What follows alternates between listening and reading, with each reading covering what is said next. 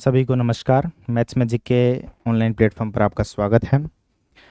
इस सीरीज़ में हम कर रहे थे राजस्थान पीएसआई का जो एग्ज़ाम होता है उसमें जो प्रीवियस ईयर क्वेश्चंस हैं उन पे। लास्ट टाइम हमने किया था 2016 में जो एग्ज़ाम हुआ था, जो कि 7/10/2018 को हुआ था, उसके क्वेश्चन। ठीक है। हम मैथ्स मैजिक प्लेटफॉर्म पे मैथ के जो भी एग्ज़ाम होते हैं उनके रियल जो पीवाईक्यू आए हुए हैं उनका बेसिक से सॉल्यूशन देखते हैं। ठीक है, जो आपको किन्हीं पेड कोर्स में मिलता है। ठीक है, 7/10/2018 को। ये नहीं देखा है आपने तो पहले ये देख लीजिए ताकि आप सीरीज़ में कंटिन्यू रहें। आज हम करने जा रहे हैं पीएसआई का पेपर जो 2021 में हुआ था, पुलिस सब इंस्पेक्टर। उसमें जो 13/9/2021 की जो शिफ्ट थी उसमें जो मैथ के जो क्वेश्चन आए थे उनको देखेंगे बेसिक टू हाई लेवल के हिसाब से। देखिए पहला प्रश्न बिना किसी देरी के। सीमा और रीमा की आयु का अनुपात 9:16 है। 10 वर्ष पश्चात इनकी आयु का अनुपात 23 होगा, 2:3 होगा। 23 नहीं है, ये 2:3 है। ठीक है, 2:3 होगा। सीमा और रीमा की आयु का अनुपात 6 वर्ष पूर्व कितना था? ठीक है, 6 वर्ष पूर्व कितना था? ये 2:3 है। पहले तो इस चीज़ का ध्यान रखें, ये कितना है? 2:3। देखते हैं क्या सीमा और रीमा की आयु का अनुपात 9:16 है। देखिए क्या है, ये सीमा है, ये रीमा है। ठीक है, ये सीमा है, ये रीमा है। इसके बारे में क्या है? ये वर्तमान एज की मैं बात कर रहा हूँ। ठीक है, पहले इस सिनेरियो को अपन समझ देंगे। जैसा कि हम बता रहे हैं कि हम बेसिक की बात करते हैं। मैं आपको बात बताऊं कि रेशो एक ऐसा चैप्टर है, अगर उसे आप आसान तरीके से लेंगे तो बिल्कुल आसान होते चला जाएगा, और उससे आप ज़्यादा ट्रिक में और ज़्यादा इधर उधर करने की कोशिश करेंगे तो वो धीरे धीरे कॉन्सेप्ट आप भूलते चले जाएंगे। नहीं, ये मैंने वहाँ ऐसे गुना किया था, यहाँ मैंने ऐसे प्लस किया था, यहाँ माइनस किया था। तो इन चीज़ों को आप समझिए बात को। ठीक है, सीमा और रीमा की वर्तमान आयु का अनुपात 9:16 है। ठीक है, 10 वर्ष पश्चात इनकी आयु का अनुपात, ये +10, 10 ईयर्स। ठीक है, 10 ईयर्स पश्चात इनकी आयु का अनुपात क्या है? 2:3। और हमसे पूछा क्या है? -6, -6 ईयर्स। 6 वर्ष पहले इनकी आयु का अनुपात ज्ञात कीजिए। 6 वर्ष पहले ये हमसे पूछा है, ये हमको ज्ञात करना है। आप देखेंगे क्या, ये सवाल है, ये आपको बहुत ही बेसिक और बहुत ही मतलब उससे मैं समझाना चाहता हूँ एहतियात से पहले। बाद में जो भी एडवांस मेथड्स होंगे, जो भी ट्रिक होंगी, वो भी हम कर लेंगे। लेकिन पहले आप इस चीज़ को समझिए कि ये कहना क्या चाह रहा है। रेशो के बारे में एक कहानी है क्या, एक बहुत ही बेसिक सी चीज़ है। अगर रेशो में आपको गुना और भाग करना है तो वो आप डायरेक्ट कर सकते हैं, और कुछ जोड़ना है, कुछ घटाना है, वो आप एक्चुअल वैल्यूज़ में करेंगे। मुझे पता है इस लाइन का कोई मतलब आपको समझ में नहीं आया, लेकिन जब किसी टाइम अपन रेशो का कोई एक अच्छा सवाल लेंगे या फिर कोई बहुत ही बेसिक सा सवाल लेंगे, उस टाइम मैं इस कॉन्सेप्ट को समझा दूंगा। फिलहाल के लिए आप सुन लीजिए और ध्यान रखिए।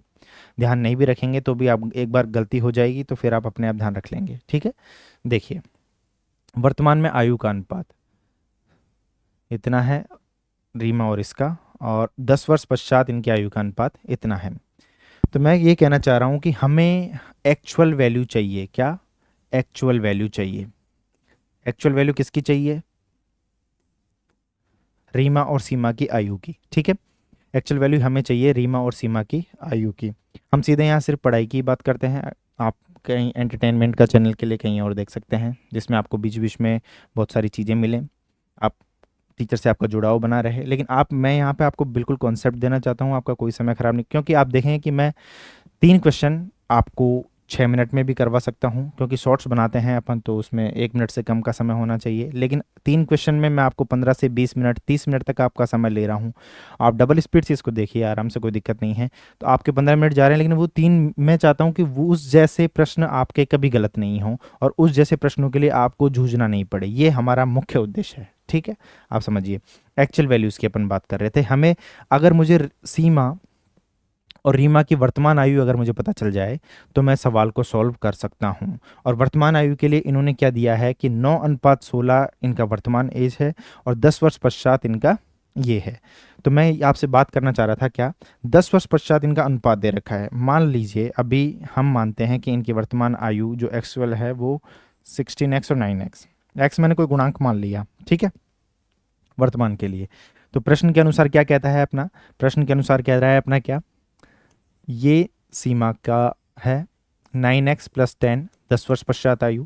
क्योंकि ये मैंने इसको वर्तमान में, मुझे इसे x से गुणा करने की जरूरत क्या पड़ी, क्योंकि मैंने आपसे एक लाइन कही थी कि अगर आपको जोड़ या बाकी करना है अनुपात में तो आपको एक्चुअल वैल्यूज़ में करना पड़ेगा, लेकिन अगर आप गुणा और भाग करना चाहते हैं तो आप सीधे अनुपात में कर सकते हैं बटे में। और जिन चीज़ों में एक सिंगल इक्वेशन बनने की संभावना ज़्यादा हो तो मैं तो उसे बेसिक से सॉल्व करने की कोशिश करता हूँ, और बेसिक से सॉल्व करना ही आपको सजेस्ट करूँगा, क्योंकि आपके पास समय की कोई कमी नहीं है, आप कहीं नहीं भाग रहे हैं, एग्ज़ाम में वही 3 घंटे 2 घंटे 2.5 घंटे सफिशेंट टाइम आपको मिलना है।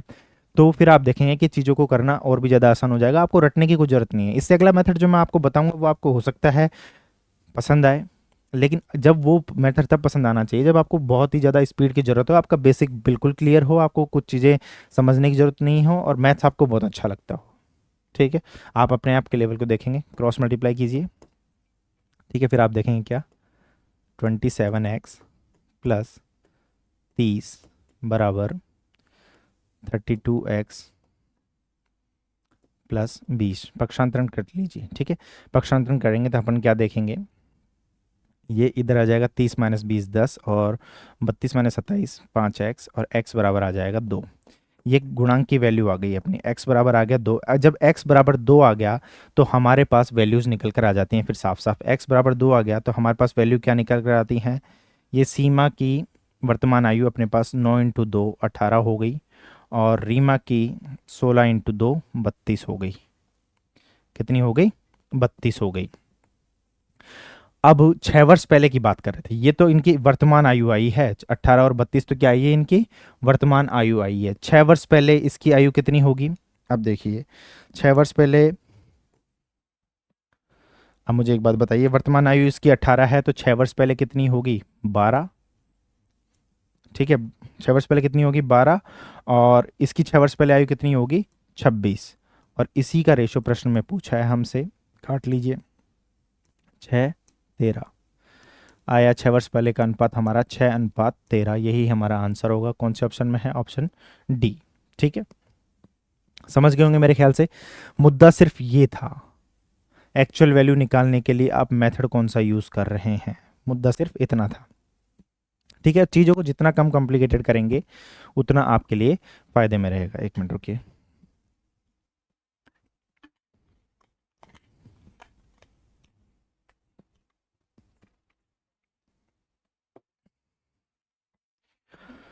दूसरा, मैं आपको बता रहा था कि इससे पहले रेशो देकर रेशो पूछा है तो हम डायरेक्ट भी कर सकते हैं। क्या, रेशो देकर रेशो पूछा है, डायरेक्ट भी कर सकते हैं। कैसे, मान लीजिए ये सीमा है, ये रीमा है। ठीक है, हमको -6 ईयर्स का रेशो पूछा है इसने, प्रेजेंट एज का रेशो दे रखा है। प्रेजेंट एज का रेशो कितना दे रखा है, देखिए एक बार आप, प्रेजेंट एज का रेशो दे रखा है हमें कितना, 9:16। प्रेजेंट एज का दे रखा है हमको 9:16, और +10 ईयर्स का दे रखा है हमको कितना, +10 ईयर्स का दे रखा है हमको कितना, 2:3। 2:3, ये +10 ईयर है, मतलब ये 10 साल बाद का रेशो है। इधर देखेंगे आप तो इधर हो रहा है +7, इधर हो रहा है +13, जबकि दोनों की एज कितनी बढ़ रही है, 10 साल बढ़ रही है। जब दोनों की एज 10 साल बढ़ रही है तो, और यहाँ पर यूनिट की वैल्यू अलग अलग है, ये 7 है ये 13 है, तो ये तो हम कर नहीं सकते, क्योंकि अगर समान बढ़ते तो हम तुलना कर लेते 10 साल से और फिर उसको सॉल्व कर लेते। जब समान नहीं बढ़ते तो फिर आपको क्या करना है, इसका डिफरेंस लेना है और इसका डिफरेंस लेना है। सॉरी, ये वो मेथड है जो हाईटेक माने जा रहे हैं आज के ज़माने में।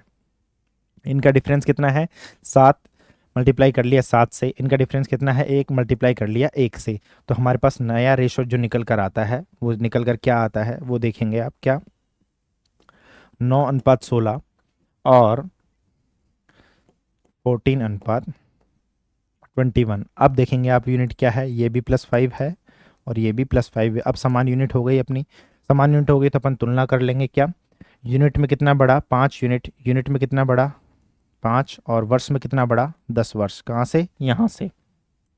ठीक है, आप समझिएगा। ठीक है, और 1 यूनिट की वैल्यू आ जाती है हमारे कितनी, 1 यूनिट की वैल्यू आ जाती है 2 साल। ठीक है, 1 यूनिट की वैल्यू आ गई 2 साल। अब हम क्या चाहते हैं, रेशो ही चाहते हैं, तो 1 यूनिट की वैल्यू 2 साल है तो क्या मुझे बता सकते हैं आप 6 ईयर की वैल्यू कितनी होगी? 3 यूनिट होगी, 3 यूनिट होगी। अब मुझे 6 ईयर की वैल्यू क्यों? क्योंकि मुझे 6 ईयर पहले का रेशो निकालना है। अब मुझे जब 6 ईयर पहले का रेशो निकालना है तो 6 ईयर के लिए मुझे क्या करना पड़ेगा? 3 यूनिट होगी, तो 6 ईयर पहले के लिए मुझे क्या करना पड़ेगा यूनिट में? -3, -3। समझ रहे हैं मैं 3 यूनिट क्यों माइनस कर रहा हूँ? क्योंकि 6 ईयर की वैल्यू कितने के बराबर है? 3 यूनिट के बराबर है। ये 6 हो जाएगी और ये 13, 6 × 13 आंसर। सोचना आपका है, आपको कौन से मेथड से करना है। दोनों ही मेथड मैंने आपको बता दिए हैं जो इस टाइम चल रहे हैं ट्रेंड में। ठीक है, अगला सवाल। ओहो, ये पाई चार्ट का सवाल फिर से आ गया है। अगर आपने मेरा पिछला वीडियो देखा होगा तो पाई चार्ट के बारे में मैंने एक कॉन्सेप्ट बताया होगा, वो कॉन्सेप्ट आपने देख लिया होगा, समझ लिया होगा, तो ये सवाल आप चुटकियों में 10 से 12 सेकंड में हल कर सकते हैं। ठीक है, मैं एक बार फिर से बता देता हूँ, कुछ लोग इस पर नए आए होंगे।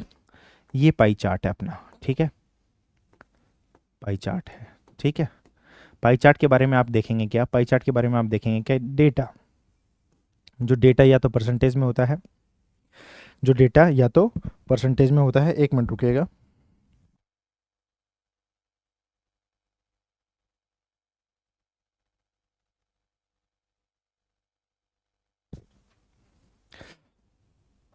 ठीक है, परसेंटेज में ये लीजिए,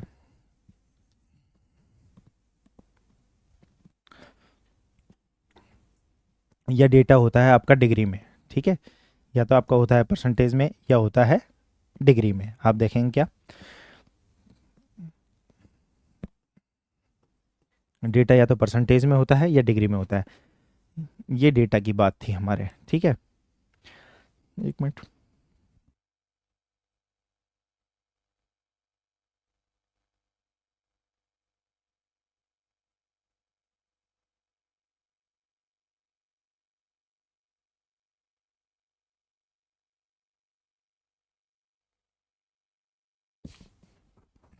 धन्यवाद, आवाज़ क्लियर है? ठीक है, देखिए मैं बात कर रहा था क्या, पाई चार्ट के कॉन्सेप्ट की। पाई चार्ट में क्या होता है, डेटा या तो परसेंटेज में होगा या डिग्री में होगा। ठीक है, मानने की बात यह है, जो ध्यान रखने की चीज़ है, जब डिग्री में होगा तो कोई भी चीज़, जब परसेंटेज में होगा तो कोई भी चीज़ अपने आप में 100% होती है, तो हम टोटल को 100% मानेंगे, और डिग्री में 360 डिग्री मानेंगे। क्योंकि एक जो सर्कल होता है उसके चारों तरफ जो कोण बनता है वो टोटल कितना होता है? 360 डिग्री होता है। इसलिए तो सवाल या तो परसेंटेज में होगा या डिग्री में होगा। पिछली बार जो सवाल हमने 2016 में देखा था वो परसेंटेज में था शायद, आप देख लीजिएगा वीडियो में जाके, और ये डिग्री में दे दिया है। अब पढ़ते हैं सवाल को। ठीक है, ये तुलना के लिए है, यहाँ 100% से तुलना है, यहाँ 360 डिग्री से तुलना। एक गांव की जनसंख्या 3,60,000 है।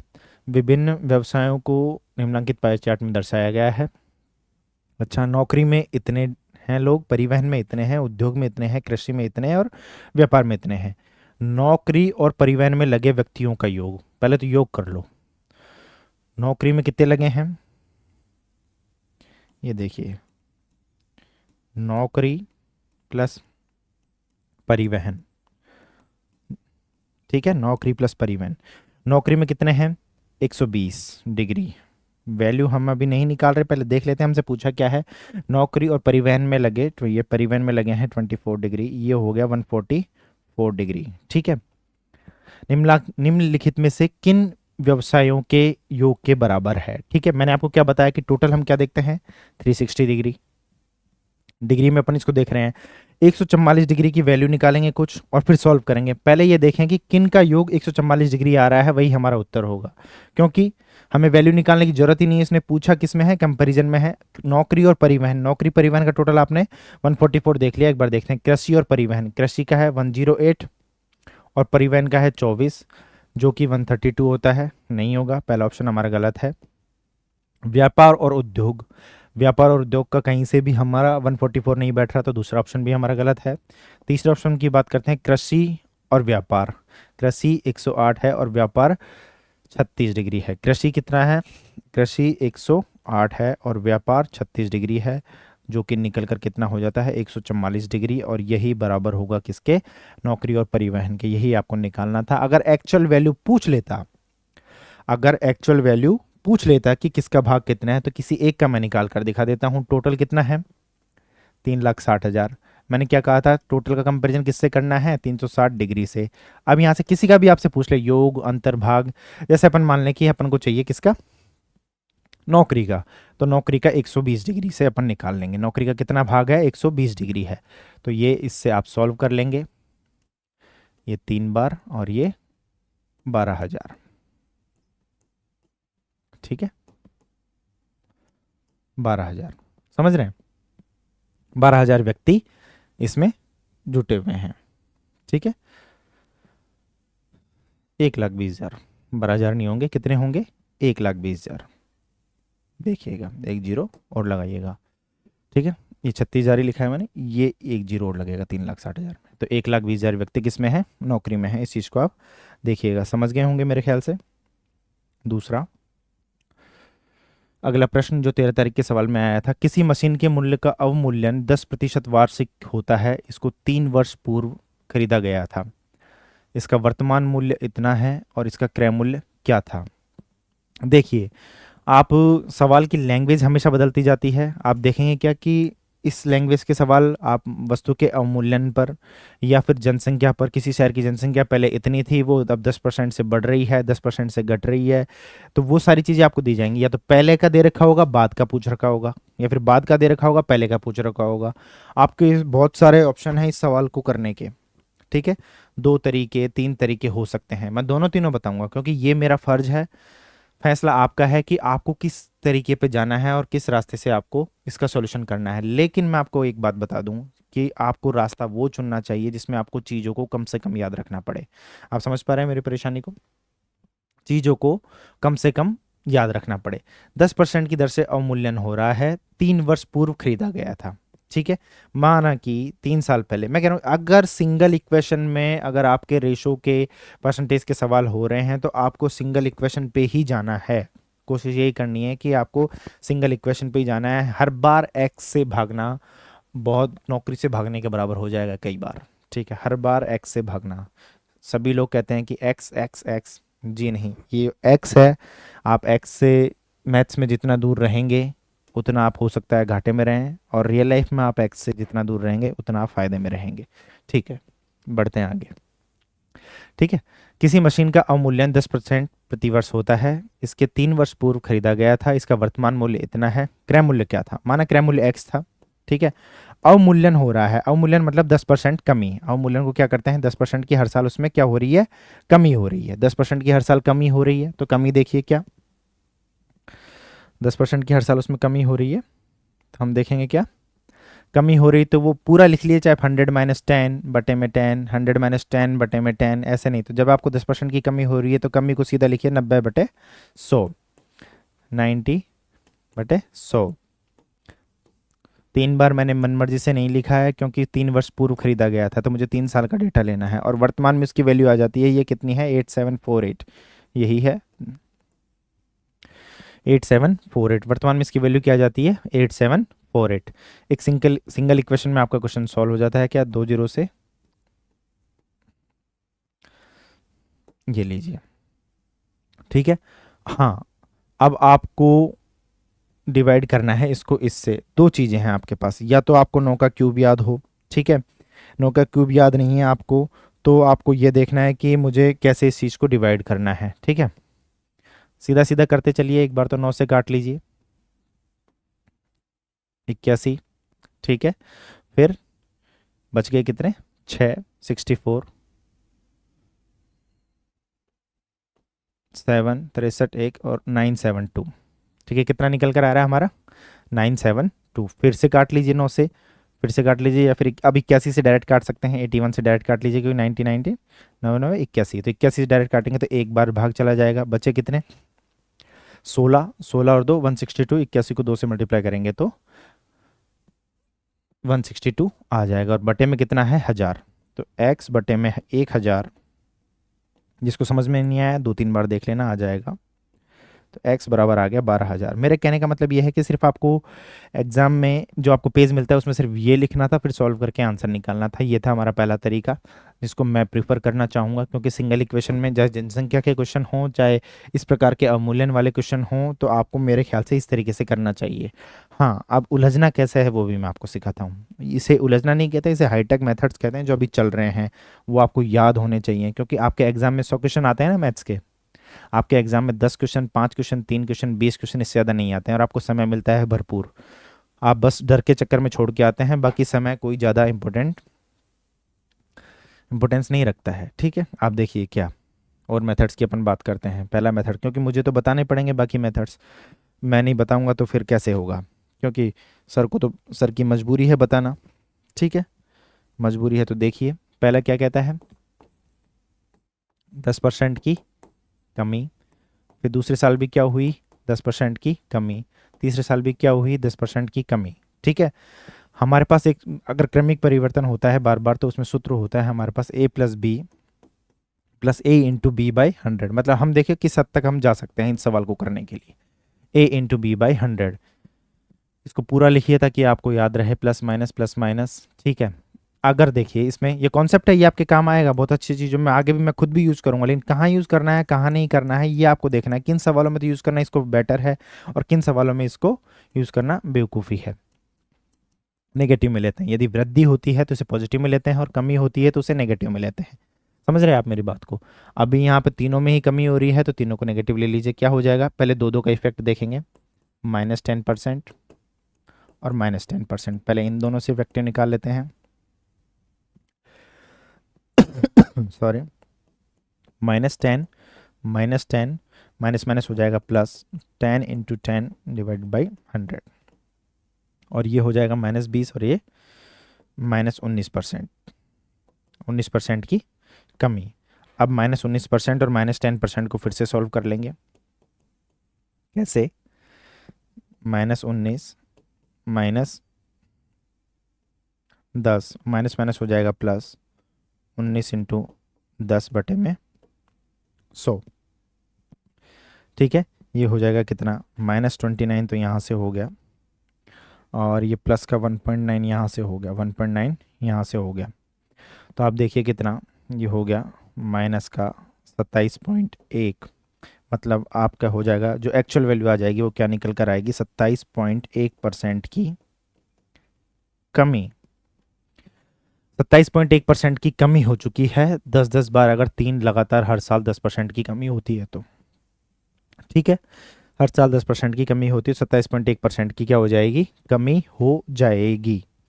दूसरा, अभी तक हमारा सवाल नहीं हुआ है, अभी तो हमने ये देखा है कि इतनी कमी हुई है, जो रिजल्ट निकला है वो क्या आएगा उससे देखेंगे। क्या रिजल्ट क्या निकलेगा, टोटल 100% है, 3 साल में कमी कितनी हुई, 27.1% की, 3 साल में कमी हुई 27.1% की, तो ये आया हमारा 72.9%। ठीक है, 72.9% क्या अभी वो बचा हुआ है।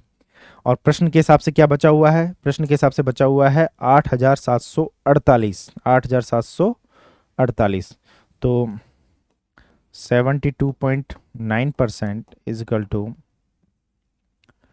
8,748। तो 100% की वैल्यू क्या होगी, 8,748 बटे में 72.9 इंटू में 100। सॉल्व करेंगे, ठीक है, 12,000। सॉल्व करेंगे कितना आ जाएगा, सॉल्व आप कर लीजिएगा 12,000। ठीक है, ये रुपए नहीं है। ठीक है, सॉल्व आप करेंगे कितना, 12,000। एक आप देखेंगे कि ये जो 72.9 आया है, ये 9 का ही क्यूब था। एक सीधा जब यहाँ से सवाल हो रहा है हमारा, तो हमें किस चीज़ की, मतलब क्या दिखाना क्या चाह रहे हैं अपन, कि हमको ये फॉर्मूला लगाना आता है, या फिर हमको सवाल को टफ कैसे बनाना है वो आता है। तो कई बार बहुत जो डायरेक्ट मेथड्स अपन समझते हैं वो बहुत कॉम्प्लिकेटेड हो जाते हैं, और इतना सब कुछ आपको याद रहेगा नहीं। यहाँ आपको सिंपल दे रखा है, क्या सिंपल क्या दे रखा है, ये सिंपल दे रखा है क्या, 10% का अवमूल्यन था, 3 वर्ष के लिए था और फाइनल प्राइस ये थी, और आपने सीधा एक क्वेश्चन में सॉल्व किया और आंसर आ गया। वो हमारा दूसरा मेथड था, लेकिन टीचर की मजबूरी हो जाती है वो बताना, नहीं बताते हैं तो फिर और दिक्कत है। हाँ, और भी फंसना चाहते हैं आप तो देखिए, इस मेथड को एक तरीके से और करते हैं। अगर आपका 10% इंक्रीज कर दें, अपन मान लो 10% 3 साल तक इंक्रीज कर दें, हमारा फर्ज है आपको अलग अलग मेथड बताना, ठीक है, उसमें उलझाना नहीं। लास्ट में ये भी बताते हैं कि किस में, जैसे कि मान लो कि 10% इंक्रीज होता है तो 3a स्क्वायर और 3 और a क्यूब, और संख्या को हमको लेना है कि लास्ट के 2 डिजिट तक, दशमलव के 2 स्थानों तक हमें उसमें लेना है। 10% से बढ़ते हैं तो ये कितना हो जाएगा, 3 × 10, ये 3 × 10 का स्क्वायर और ये 10 का क्यूब, ये हो गया 1000, ठीक है। ये हो गया कितना, 300, कितना हो गया 100 × 3 300, और ये हो गया 30। मैंने क्या कहा था, दशमलव के 2 स्थानों तक, 2 स्थानों तक इस डबल जीरो का कोई महत्व नहीं है, फिर ये इधर चला जाएगा, ये हो जाएगा 310, इसमें भी दशमलव के 2 स्थानों तक, ठीक है। तो फिर ये इधर ऐड करेंगे तो 30 में 3.10 ऐड करेंगे तो 33.1%। कुल वृद्धि कितनी होगी हमारी, 33.1% की वृद्धि होगी। अब यहाँ तक पहुँच ही चुके हैं, तो जब 3 लगातार वर्ष में 10% की वृद्धि हो तो कुल वृद्धि 33.1% की, याद रख लीजिए। और 3 लगातार कमी होती है तो कुल कमी होगी वो 27.1% की होगी। थोड़ा सा रिमाइंड भी कर लीजिए, अपने नोट्स में डाल लीजिएगा। Thank you very much. अगली सीरीज़ में हम देखेंगे जो नेक्स्ट डे जो पेपर हुआ था 14 तारीख को PSI का, वो। धन्यवाद।